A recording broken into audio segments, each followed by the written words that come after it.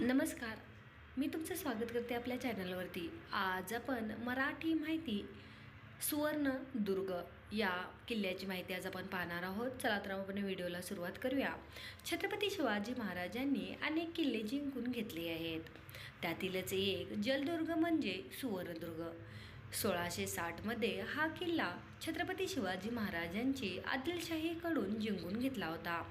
हा जलदुर्गाच्या डागडुजीसाठी 10,002 खर्च करण्यात आले होते, असा ऐतिहासिक कागदपत्रात उल्लेख केलेला कळतो.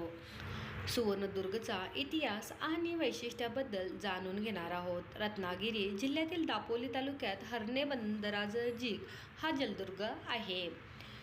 शिलाहारांनी उभारलेला हा किल्ला 16व्या शतकात आदिलशाहीकडे होता. 1660च्या सुमारास शिवरायांनी हा किल्ला आपल्या ताब्यात घेतला व त्याची फेरउभारणी करून बळकट केला.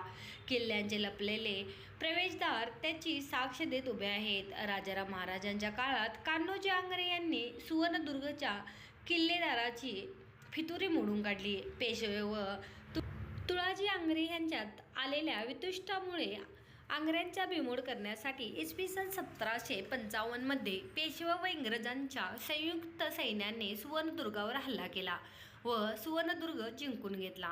पूर्वी सुवर्णदुर्गमध्ये जमनीचा किल्ला आणि सागरी किल्ला बोदग्याने जोडला जात होता, पण आता तो बंद झाला आहे. सागरी किल्ल्याकडे जाण्याचा सध्याचा मार्ग फक्त हर्णे बंदरातून बोटीनेच आहे. किल्ल्याच्या उंबरठ्यावर कासवाची आणि बाजूच्या भिंतीवर मारुतीची कोरलेली प्रतिमा आहे. किल्ल्याच्या आत अनेक इमारती, पाण्याची टाकी आणि आयुध ठेवण्याची जागा आहे.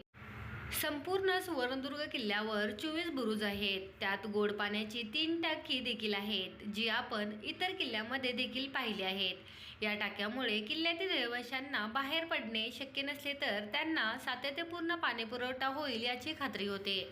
मराठ्यांनी युद्ध आणि कलहाच्या वेळी वापरलेल्या 2 तोफाही तुम्ही पाहू शकता. पाण्याच्या विहिरीबरोबरच सुवर्णदुर्ग किल्ल्यात तुम्हाला 3 तलावही दिसतील. तुम्हाला संपूर्ण किल्ल्यावर अनेक पुतळे, शिलालेख आणि भिंतीवरील कोरीवकाम दिसेल, जे तुम्हाला किल्ल्याचा इतिहास आणि मराठा राजवटीच्या इतिहासातील किल्ल्यांचे स्थान सांगते. हर्णाई बंदरातून बोटीने किल्ल्यापर्यंतचा प्रवास हा एक वेगळा अनुभव आहे. बोटीतून उतरल्यावर सर्वात आधी दिसतात किल्ल्याच्या सभोवतालचे काळे दगड आणि सूर्यप्रकाशात चमकणारी पांढरी वाळू.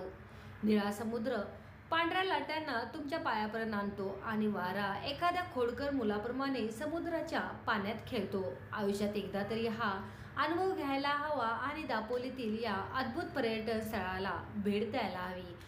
आज आपण मराठी माहिती सागरी किल्ला सुवर्णदुर्ग याविषयी आपण मराठी माहिती पाहिलेली आहे. तर हा व्हिडिओ तुम्हाला कसा वाटला नक्की सांगा आणि व्हिडिओ आवडल्यास आपल्या चॅनलला सबस्क्राईब आणि व्हिडिओला लाईक करायचं विसरू नका. व्हिडिओ पाहिल्याबद्दल खूप खूप धन्यवाद.